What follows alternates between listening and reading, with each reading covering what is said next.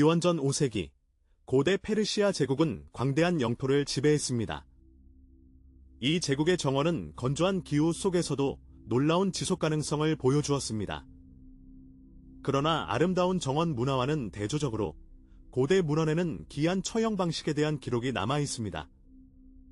오늘 우리는 스카피즘이라 불리는 미스터리한 역사적 현상을 탐구합니다. 과연 이 기록은 실제였을까요? 아니면 과장된 전설일까요?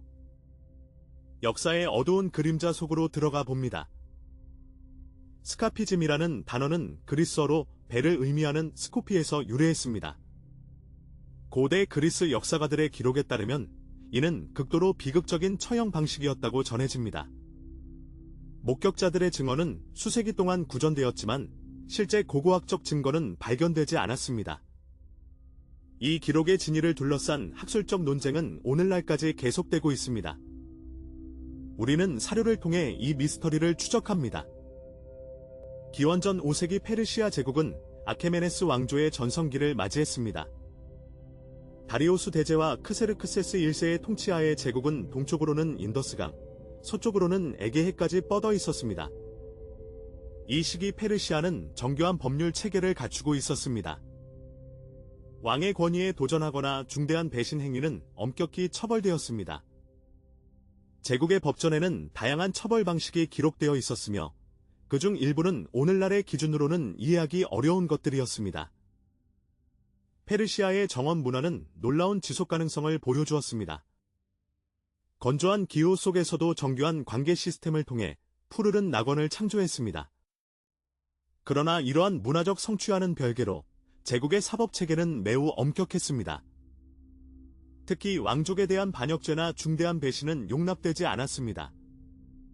고대 역사가 플루타르코스의 기록에 따르면 처벌의 수위는 범죄의 심각성에 따라 결정되었다고 합니다. 일부 처벌은 공개적으로 집행되어 경고의 메시지를 전달했습니다. 그리스 역사가 플루타르코스는 한 페르시아 군인의 이야기를 기록했습니다. 이 군인은 왕족에 대한 중대한 범죄로 기소되었다고 전해집니다. 재판 과정은 신속했고 유죄 판결이 내려졌습니다. 형 집행은 특이한 방식으로 계획되었는데 2개의 목재 구조물이 준비되었다고 합니다. 이 기록은 당시 페르시아의 처벌 체계가 얼마나 복잡했는지를 보여줍니다. 학자들은 이 증언의 상징적 의미에 대해 다양한 해석을 제시합니다. 역사 기록에 따르면 이 처형 방식은 시간이 지남에 따라 자연적 과정을 활용했다고 합니다. 죄수에게는 정기적으로 음식과 음료가 제공되었습니다. 특히 단 것과 유제품이 주어졌다고 기록되어 있습니다. 이는 생명을 연장시키는 동시에 비극적인 결과를 초래하는 모순적 상황을 만들었습니다. 고대 의학 지식을 가진 이들은 이러한 조건이 어떤 결과를 가져올지 알고 있었을 것입니다. 현대 학자들은 이 기록에 의도된 메시지를 분석합니다. 시간이 흐르면서 자연의 순환이 개입했다고 기록되어 있습니다. 더운 기후와 특정 조건들이 결합되면서 예측된 생물학적 현상이 발생했습니다. 곤충들이 모여들기 시작했고 자연의 분해 과정이 시작되었다고 합니다. 이 과정은 수일에서 수주까지 지속되었을 것으로 추정됩니다. 의학적 관점에서 보면 이는 극도로 비인간적인 상황이었습니다. 현대 역사가들은 이러한 기록이 실제 사건인지 아니면 정치적 선전의 일부였는지 논쟁합니다. 고대 문헌은 이 과정이 극도로 느리게 진행되었다고 전합니다.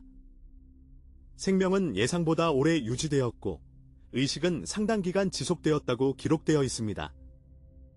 이는 처벌의 잔혹성을 극대화하려는 의도였을 것으로 해석됩니다. 그러나 일부 학자들은 이러한 기록이 과장되었을 가능성을 제기합니다. 실제로 인체가 그러한 조건에서 얼마나 버틸 수 있는지에 대한 의학적 의문이 존재합니다. 이는 역사적 기록의 신뢰성에 대한 중요한 질문을 던집니다. 플루타르코스의 기록에는 한 특정 사례가 상세히 묘사되어 있습니다. 미트리다테스라는 이름의 군인이 이 방식으로 처형되었다고 합니다. 그는 왕족 살해 혐의로 유죄 판결을 받았습니다.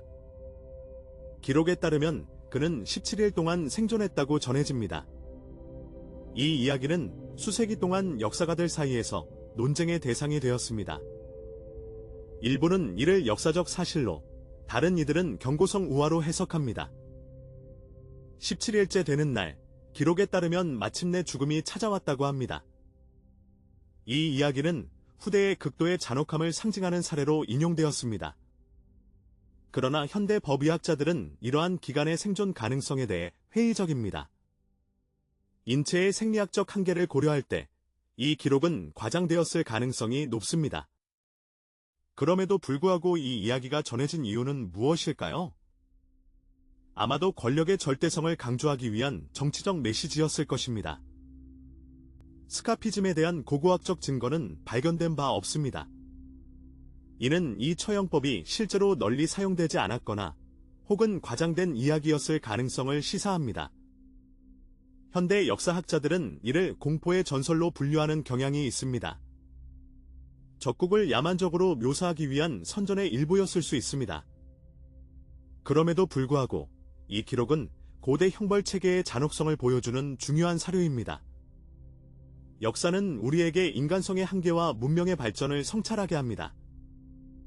오늘날 우리는 이러한 역사적 기록을 통해 무엇을 배울 수 있을까요? 고대 사회의 정의 개념은 현대와 크게 달랐습니다. 페르시아 제국의 정원 문화가 보여준 지속 가능성과 문명의 성취는 놀랍습니다. 그러나 동시에 형벌체계의 잔혹성은 인권 개념이 얼마나 최근의 발전인지를 일깨웁니다. 역사는 단순히 과거의 기록이 아니라 현재를 비추는 거울입니다. 우리는 과거의 어둠을 기억함으로써 더 나은 미래를 만들어갈 수 있습니다. 이것이 바로 역사를 공부하는 이유입니다.